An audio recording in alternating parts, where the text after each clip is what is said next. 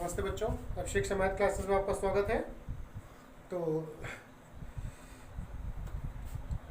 उम्मीद करते हैं आप लोगों ने बहुत अच्छे से होली का त्यौहार मना लिया। तो अब अपने बहुत एंजॉय कर लिया और अपने आप जो आपका लक्ष्य है उसकी तरफ लौट आइए और अच्छे से प्रिपरेशन कीजिए अपने एग्ज़ाम की और हमारे साथ जुड़े रहेंगे तो आपको खुद लगेगा कि हाँ बहुत अच्छे नंबर हमारे आए और सर ने जो भी पढ़ाया था बोर्ड एग्ज़ाम में सारे क्वेश्चन लगभग वही आए हैं, वैसे ही आए हैं। तो आपको पिछला वीडियो कैसा लगा तो उसके लिए कमेंट करके जरूर बताएं। तो लाइक शेयर जरूर करते रहें और जिन लोगों ने चैनल को सब्सक्राइब नहीं किया है वो लोग चैनल को सब्सक्राइब कर लें। तो हम बात कर रहे थे द्विघात समीकरण की। द्विघात समीकरण चैप्टर से पढ़ रहे थे, उसके कुछ एग्जाम्पल्स हो चुके थे।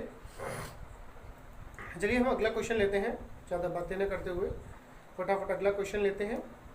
कहा गया 51 के ऐसे दो भाग कीजिए, 51 की ऐसे दो भाग कीजिए, 51 के ऐसे दो भाग कीजिए कि उनका गुणनफल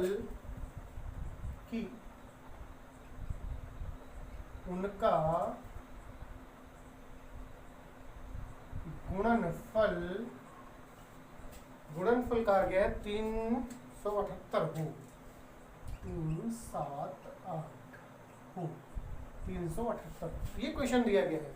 कह रहे 51 की ऐसे दो भाग कीजिए कि उनका गुणनफल 378 हो। क्लियर हो गया?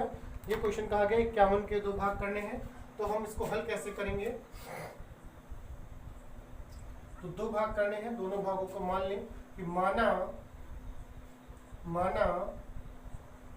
पहला भाग बराबर x और माना दूसरा भाग। तो दूसरा भाग जब 51 के भाग करने हैं, जैसे मान लेते हैं आपके पास 50 रुपए है, उसमें से आप 30 रुपए किसी को दे दीजिए, तो आप दूसरे को देना है तो कितने बचे आपके पास देने के लिए? तो केवल 20 ही बचे। कैसे 20 बचे? क्योंकि आपने 50 में से 30 माइनस किया, 50 में से 30 माइनस किया तभी तो 20 बचा। वैसे ही 51 को दो भागों में बांटना था, पहला भाग x हो गया तो सीधी सी बात दूसरा भाग क्या होगा? जो कुल भाग था हमारे पास, कुल योगफल था, कुल जो संख्या थी उसमें से आप पहला भाग जो था x वो आप माइनस कर दीजिए, जो शेष बचेगा वो दूसरा भाग हो जाएगा, मतलब 51 माइनस x। क्लियर हो गया? आप इस तरह से अलग अलग भी मान सकते हैं या एक साथ लिख सकते हैं कि माना, ऐसे भी लिखा जा सकता है, माना 51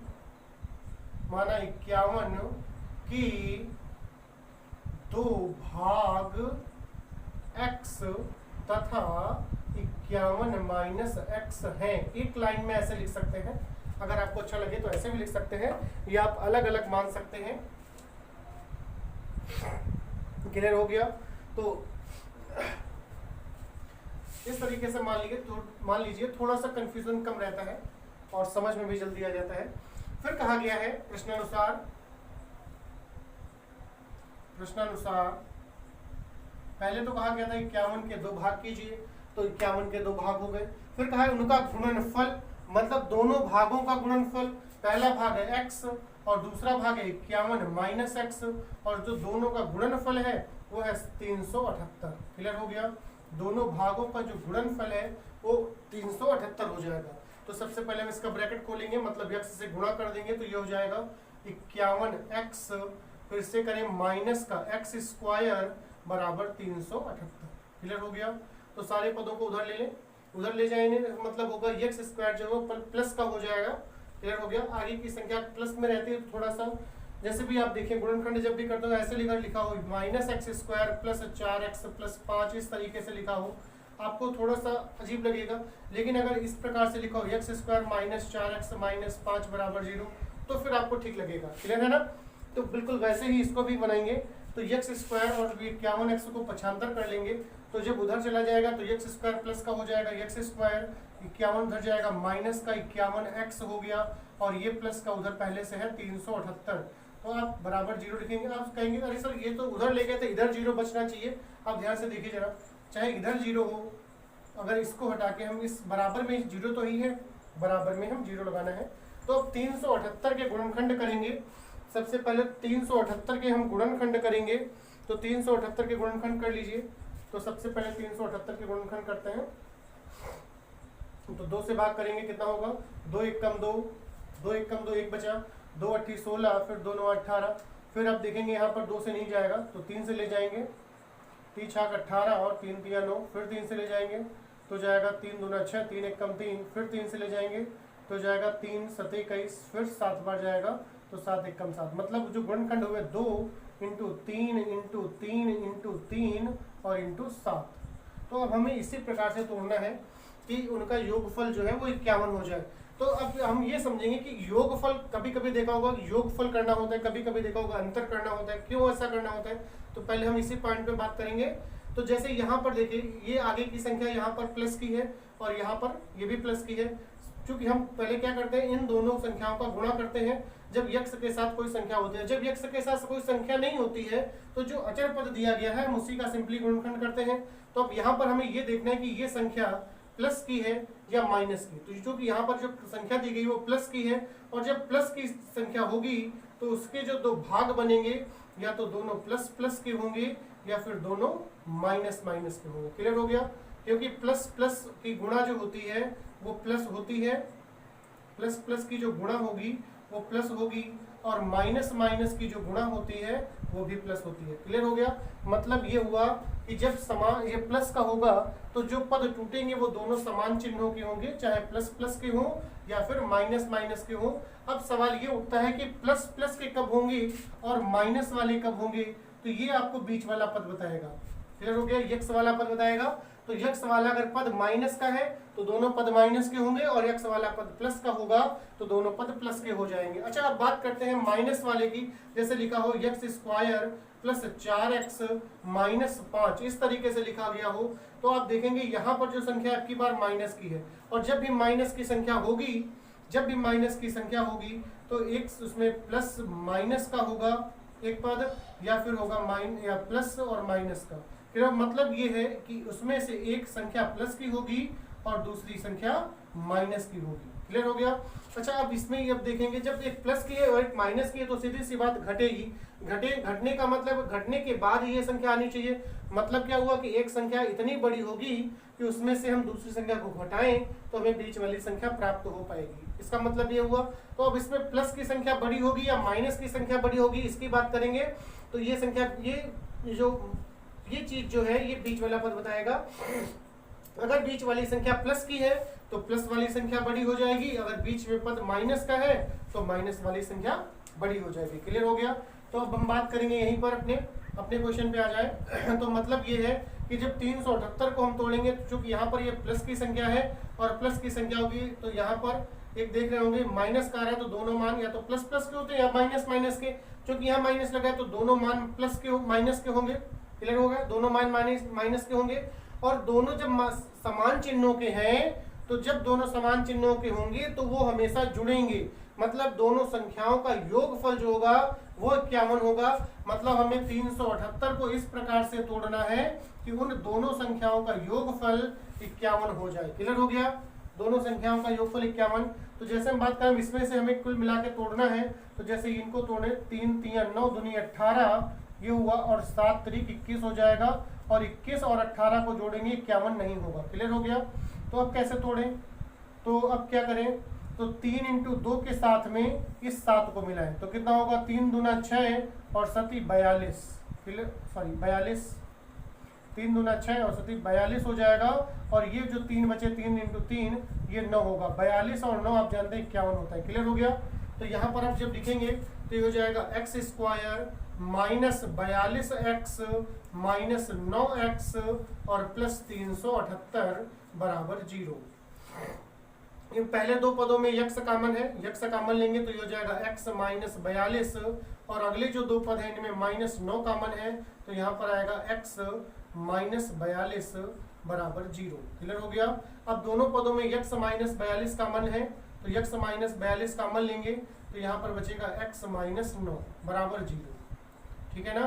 तो एक बार बारी बारी से मान लेते हैं, जब x माइनस 42 बराबर 0 तो यक्ष बराबर 42 हो जाएगा, और जब x माइनस 9 बराबर 0 होगा तो x बराबर 9 हो जाएगा। क्लियर हो गया? ये x के मान है। मतलब ये हुआ कि जो हमने भाग माने थे तो यहाँ पर उसे नोट करेंगे कि पहला भाग बराबर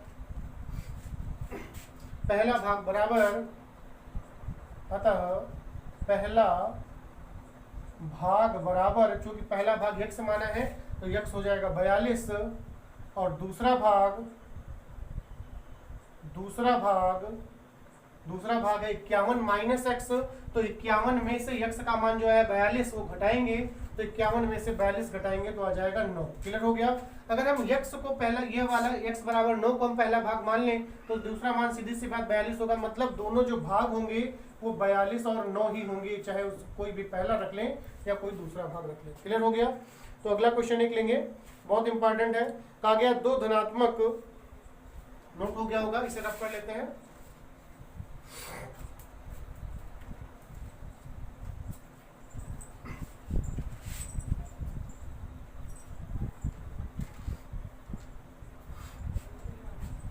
क्वेश्चन कहा गया है कि दो क्रमागत धनात्मक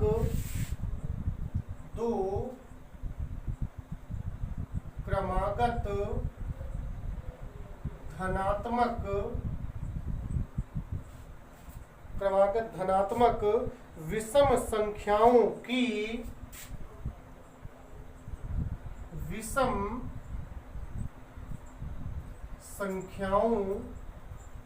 की वर्गों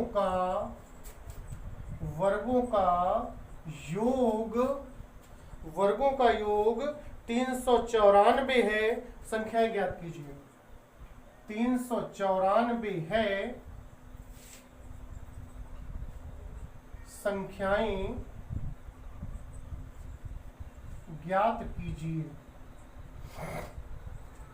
ये क्वेश्चन कहा गया है। अब जानते हैं क्रमागत का मतलब क्रम से आने वाली संख्याएं। क्रमागत मतलब क्रम से आने वाली संख्याएं, जैसे 1 के बाद 2, 2 के बाद 3, 3 के बाद 4। तो क्रमागत संख्याओं की बात करेंगे तो क्रमागत संख्याओं में सब हमेशा एक का अंतर होता है, मतलब एक एक बढ़ती जाती है। जैसे 1 के बाद 2 आता है, 2 के बाद 3, 3 के बाद 4, 4 के बाद 5। मतलब ये हुआ 1 में अगर 1 जोड़े तो 2, 2 में 1 जोड़े तो 3, 3 में 1 जोड़े तो 4 और 4 में 1 जोड़े तो 5। ये होगी क्रमागत संख्याएं। लेकिन जब भी बात करेंगे विषम और सम की बात करेंगे तो आप जानते हैं विषम संख्याओं की भी, फिलहाल हम यहाँ पर सम की बात नहीं कर रहे हैं, विषम की बात कर रहे हैं। तो विषम संख्याएं जो होती हैं वो होती हैं 1, 3, 5, 7। इस तरीके से मतलब क्या हुआ, 1 में 2 जोड़ दें, 2 जोड़ें तो 3 आएगा, 3 में 2 जोड़ें तो 5, 5 में 2 जोड़ें तो 7। मतलब 2 जुड़ रहा है, मतलब 2 जोड़ना है। इसी प्रकार से सम भी बात करेंगे, अगर सम संख्याएं भी कहा जाता है तो उसमें भी 2 जुड़ती है। तो अगर हम पहली विषम संख्या को x मान लें, हल करेंगे यहाँ पर कि माना पहली विषम संख्या बराबर x, तो माना दूसरी विषम संख्या, तो सीधी सी बात है x प्लस 2 हो जाएगी। क्योंकि विषम की बात करें चाहे सम की बात करें तो उसमें हमेशा 2 जुड़ता है। तो पहली अगर संख्या x मानी है तो दूसरी x प्लस 2 हो जाएगी। फिर उसके बाद बात करेंगे प्रश्नानुसार कहा गया था दोनों संख्याओं के वर्गों का योग। तो पहली संख्या का वर्ग करेंगे, x का वर्ग करेंगे हो जाएगा x स्क्वायर, और दूसरी संख्या का वर्ग करेंगे तो x प्लस 2 का वर्ग हो जाएगा। और कहा गया दोनों के वर्गों का योगफल, मतलब बीच में प्लस लगा लेंगे और बराबर ये हो जाएगा 394। क्लियर हो गया?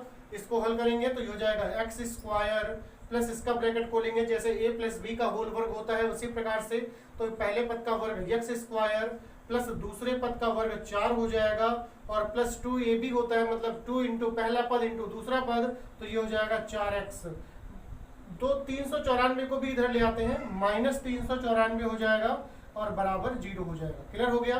तो ये x स्क्वायर और ये x स्क्वायर हो जाएंगे 2x स्क्वायर, ये प्लस के 4x हैं, और इसमें से 394 में से 4 घट जाएंगे तो माइनस का बचेगा 390 बराबर 0 हो जाएगा। अगर बात करें यहाँ पर देखें जरा, दो सभी में है तो मतलब 2 हम कॉमन लें, या फिर हम पूरी समीकरण को 2 से भाग कर दें, और जब हम इसे 2 से भाग करेंगे तो ये हो जाएगा 2 कट जाएगा, x स्क्वायर बचेगा, प्लस इसको 2 से भाग करेंगे तो यहाँ पर बचेगा 2x, और माइनस जब इसको 2 से भाग करेंगे तो यहाँ पर आएगा 2 से भाग करिए, 2 एक कम 2, 1 बच गया, 19 हो गया, 19 हो जाएगा तो 2 9 18, 1 बच गया, 2 पंचे 10, 195 आ गया।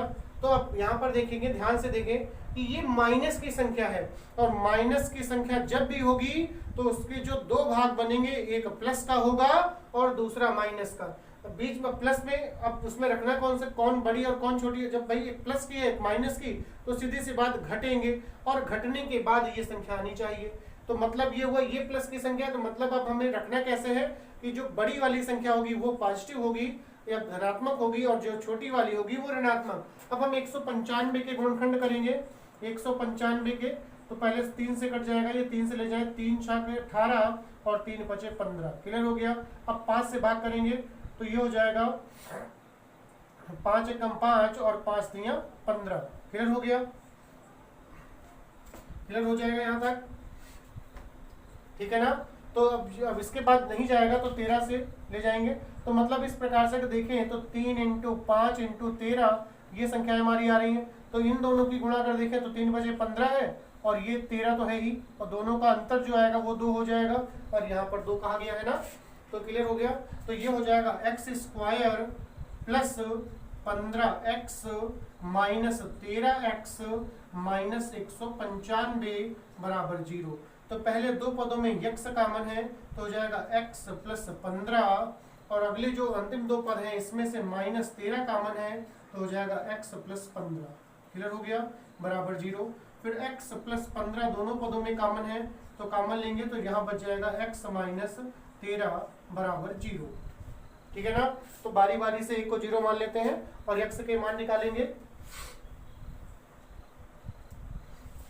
तो यहाँ पर लिखेंगे कि जब x प्लस 15 बराबर 0 तो x बराबर होगा -15। अब यहाँ पर देखें क्या कहा गया था, धनात्मक विषम संख्याएं कही गई हैं, और ये मान आया है ऋणात्मक, तो यहाँ पर लिखेंगे मान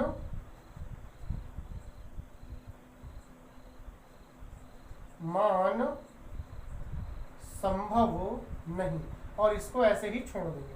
उसके बाद अगला पॉइंट लेंगे, जब x माइनस 13 बराबर 0 तो x बराबर 13 हो जाएगा। तो x का मान अब यहाँ पर देखेंगे 13 आ गया है। अतः पहली विषम संख्या x मानी है तो 13 हो जाएगी, और दूसरी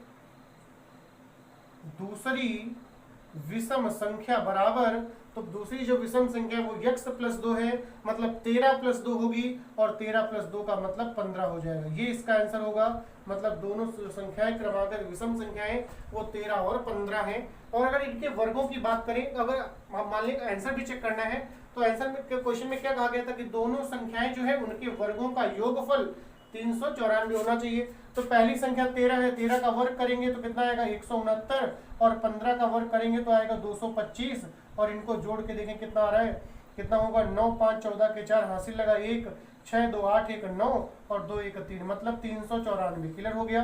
देखिए ये 394 कहा गया था, ठीक है ना। इस प्रकार से आप आंसर चेक करेंगे।